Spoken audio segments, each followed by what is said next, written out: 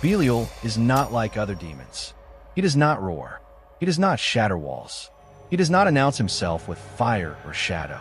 Instead, he enters quietly, almost unnoticed. He slips into households, communities, and even the minds of those who think they are safe. Where other demons destroy outwardly, Belial destroys from within. He exploits trust, familiarity, and the spaces where people believe no danger exists.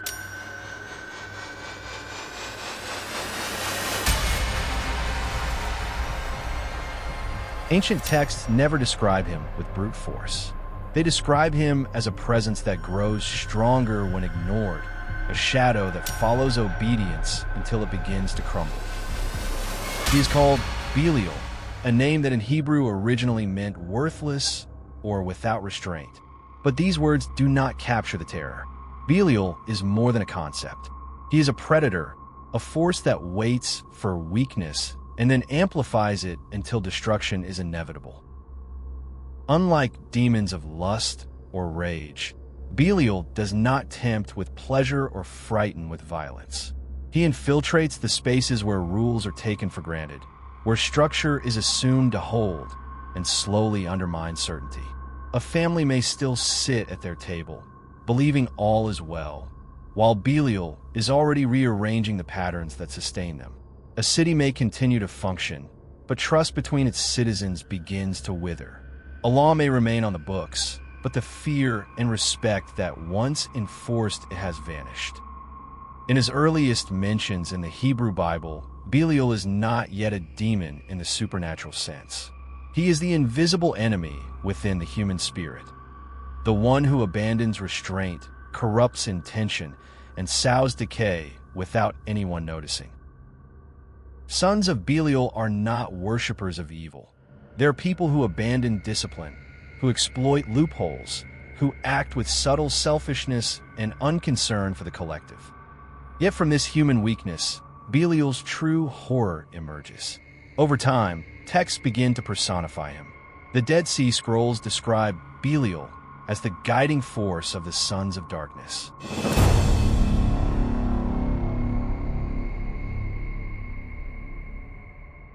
Belial's name appears in ancient texts long before he is imagined as a crowned demon or infernal king. At first, he is not summoned. He is recognized. The earliest Hebrew writings do not describe Belial as a creature stalking the world. They describe him as something far more unsettling, a force that emerges wherever restraint collapses. The phrase, "sons of Belial," is used repeatedly to identify individuals who have become dangerous not through violence, but through abandonment of responsibility. These are judges who pervert justice, leaders who exploit their position, witnesses who lie without fear. They're not possessed. They are not mad. They simply stop caring whether their actions damage the world around them. This is the first warning associated with Belial. He does not arrive from outside. He forms inside structures already weakening. As Jewish thought evolved, this pattern became impossible to ignore. In the Dead Sea Scrolls, particularly the War Scroll, Belial is no longer treated as a metaphor. He is named as the commander of corruption, the spiritual force behind everything that dissolves order without openly attacking it. The Sons of Light are described as disciplined, bound by law, ritual, and obedience. The Sons of Darkness, ruled by Belial, are not chaotic beasts. They are fractured, disorganized, unreliable. They fail not because they are weak, but because nothing holds them together. One passage describes Belial's influence as spreading through negligence rather than confrontation. Where people abandon duty, where law is enforced unevenly, where leaders lose moral weight, Belial is said to move freely. He does not need to fight. He inherits what has already been abandoned. This framing is deliberate. Ancient authors understood that evil does not always arrive as an invader. Sometimes it waits until it is invited by absence. Later Jewish apocalyptic texts deepen this fear. Belial is no longer just associated with corrupt individuals, but with entire communities that have lost cohesion, where trust dissolves, where promises mean nothing, Where discipline is treated as foolish, Belial is said to reign. When early Christian writers adopt Belial into their worldview, they preserve this terror. In the second epistle to the Corinthians, Belial is placed in direct opposition to Christ. But this is not a simple moral contrast. Christ represents unity, binding, and restoration. Belial represents fragmentation, everything that pulls people apart while convincing them nothing is wrong. By the time medieval demonologists begin describing Belial as a king of hell, the danger has already been understood for centuries. The demon's rank, appearance, and legions are secondary to his true function. He grants influence, titles, and authority, but only after loosening the internal restraints that keep power from turning poisonous. Those who sought Belial were warned in grimoires not because he was uncontrollable, but because he was too accommodating. He does not resist ambition. He sharpens it. He does not challenge ego. He removes its limits. And this is where the ancient texts grow quiet. They do not describe heroic victories over Belial. They do not record dramatic banishments. Instead, they offer warnings. Belial is what happens when people stop enforcing the boundaries that protect them. He does not need belief. He does not need worship. He only needs neglect. And once neglect takes hold, the texts agree on one thing. Belial does not leave on his own.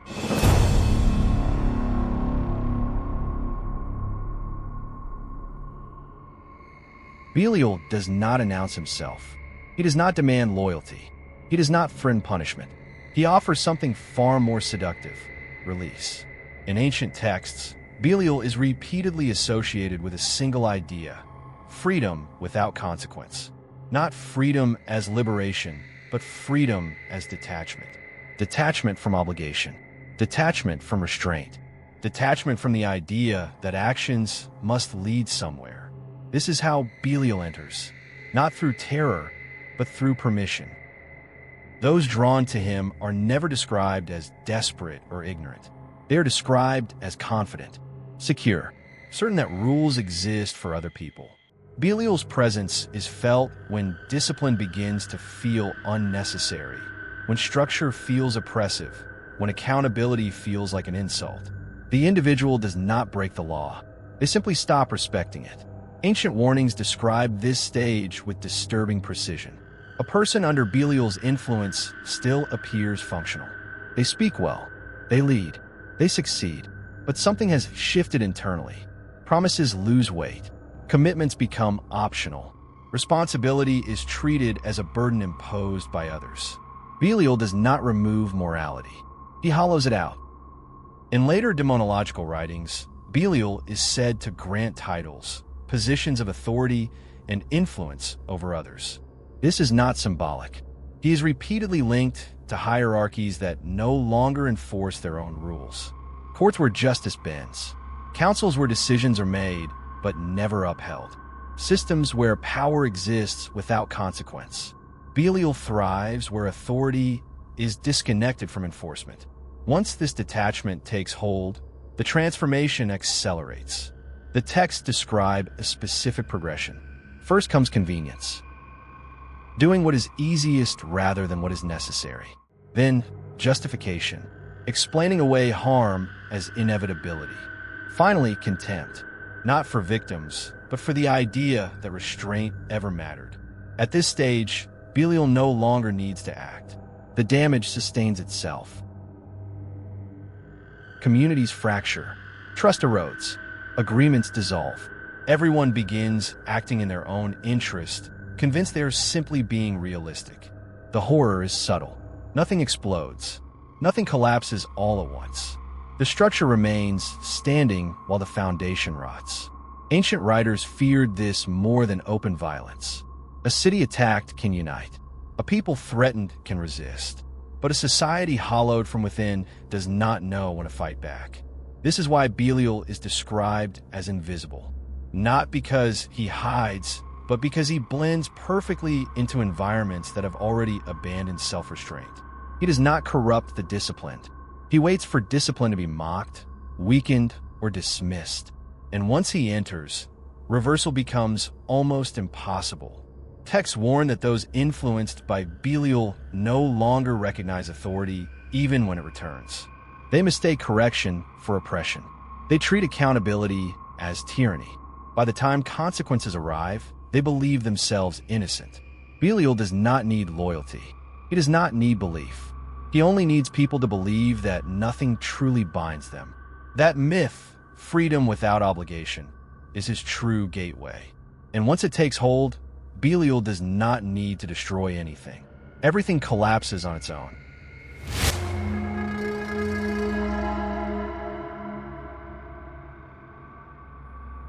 Belial's greatest weapon is not temptation. It is impunity. Ancient demonological texts are clear on this point.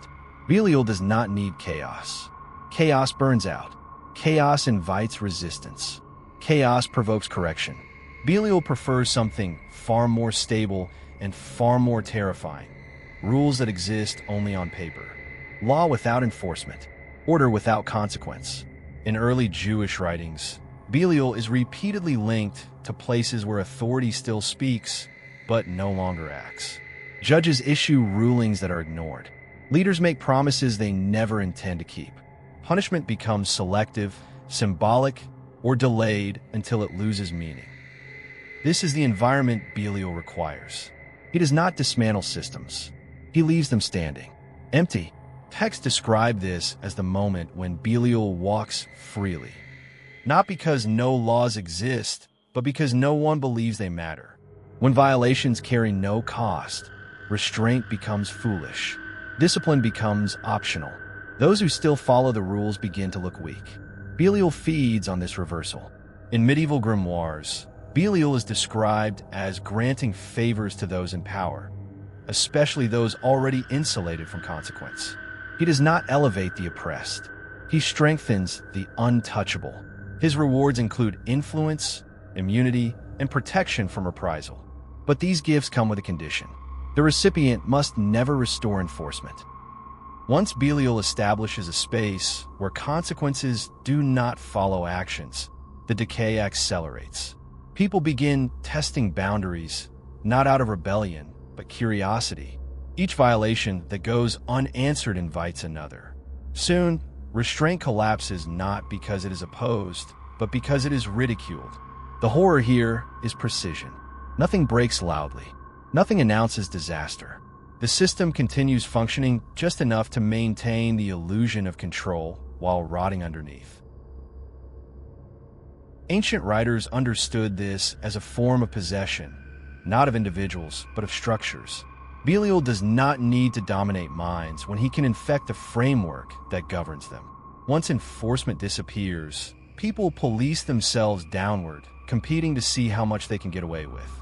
Belial's presence becomes undeniable when correction is treated as cruelty and discipline is framed as abuse.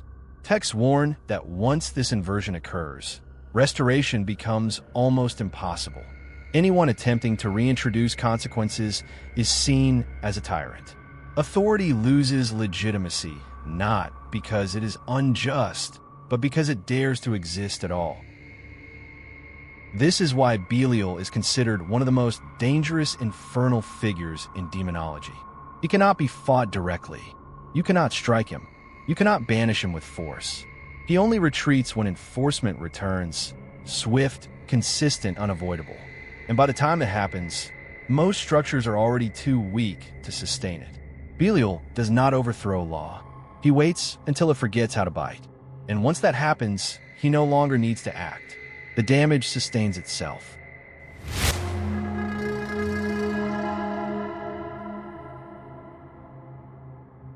Belial did not disappear with ancient temples or forgotten rituals. He adapted. Modern demonology rarely depicts Belial with horns, crowns, or legions because he no longer needs them. His most effective form is not mythic. It is normalized. He survives where meaning erodes, where nothing is treated as binding, and where belief itself is mocked as weakness. This is modern nihilism, and Belial thrives inside it. Ancient texts warned that when a society begins treating all values as interchangeable, Belial's influence becomes total. not because people become violent, but because they become indifferent. Right and wrong are reduced to opinion. Truth becomes negotiable. Loyalty becomes temporary. Nothing is sacred. Nothing is permanent. Nothing is worth defending. In this environment, Belial does not need worship. He no longer requires summoning circles or invocations. His presence is felt in attitudes rather than rituals, in the quiet agreement that consequences are optional, in the belief that restraint is outdated, in the assumption that commitment is naive. The horror is subtle. People still speak of ethics. They still discuss responsibility, but no one expects those ideas to be enforced. Belial's ancient role as the spirit of worthlessness resurfaces here in a new form. Not self-hatred, but value collapse. When nothing has inherent meaning, everything becomes expendable. Relationships, promises, even identity itself. Grimoires describe Belial as a demon who offers rank, success, and influence without demanding sacrifice at first. Modern parallels follow the same pattern. Advancement without accountability, power without oversight, freedom without obligation. The cost always arrives later. Individuals influenced by this current begin to hollow out internally. They achieve goals, gain control, accumulate advantage, but experience no satisfaction. Desire escalates without fulfillment. Control increases without stability. The text warned of this long ago. Belial sharpens ambition until it consumes itself. This is where horror returns, because once meaning collapses, fear follows. People become isolated, distrustful, and defensive. Relationships fracture under constant negotiation. Communities dissolve into competing interests. No one feels safe because nothing is binding. Belial does not create monsters. He creates emptiness, and emptiness demands to be filled. Ancient authors believe this stage was irreversible without catastrophe. Once a society fully accepts that nothing matters, it must either collapse or be forcibly restructured. Belial does not cause the destruction. He simply remains present as it unfolds. Even today, occult practitioners warn against invoking Belial casually, not because he attacks, but because he removes anchors. Those who work with him often report increased attachment, loss of empathy, and a growing contempt for limits. The practitioner feels powerful until they realize nothing restrains them anymore, including themselves. Belial is not the demon of rebellion. He is the demon of nothingness. And when nothing is sacred, nothing is safe.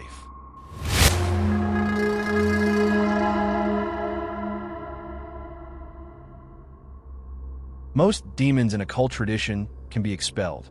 They invade. They attach. They can be forced out. Belial cannot. Ancient texts are unambiguous on this point. Belial is not bound to places, objects, or individuals in the way other infernal entities are. He does not anchor himself to a host. He anchors himself to conditions. When those conditions exist, Belial is already present. This is why banishment rituals repeatedly fail against him. Grimoires warn that Belial does not resist exorcism, because resistance would acknowledge authority. Instead, he withdraws temporarily, knowing he will be invited back the moment restraint weakens again. He does not fight priests. He waits for systems to decay. Unlike possession-based demons, Belial leaves no clear signs. There are no voices, no physical manifestations. His influence is measured in absence. Absence of accountability, absence of discipline, absence of consequence. You cannot cast out what was never summoned. Ancient demonologists understood this distinction. Belial is classified not as a corrupter of individuals, but as a sustainer of collapse. He maintains decay once it begins. He does not initiate it. He prevents recovery.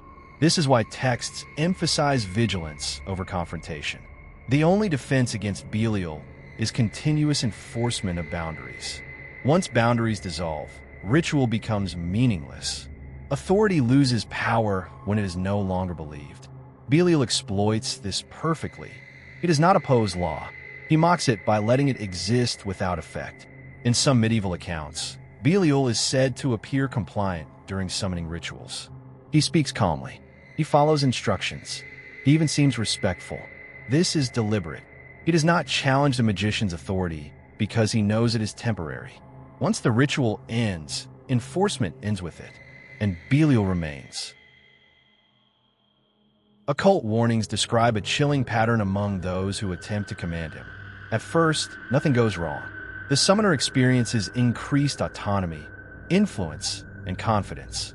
But over time, discipline erodes. Focus collapses. Commitments weaken.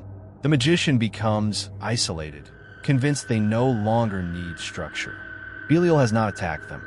He has removed their restraints. This is why Belial cannot be destroyed. He is not an enemy standing outside the walls. He is what enters when the walls are no longer guarded. Casting him out without rebuilding structure is meaningless. He will return the moment enforcement fades. Ancient authors considered this the ultimate horror. Belial proves that evil does not always need strength. Sometimes it only needs patience. As long as rules exist without consequence, as long as authority speaks without acting, as long as restraint is treated as optional, Belial does not need to be summoned. He is already there.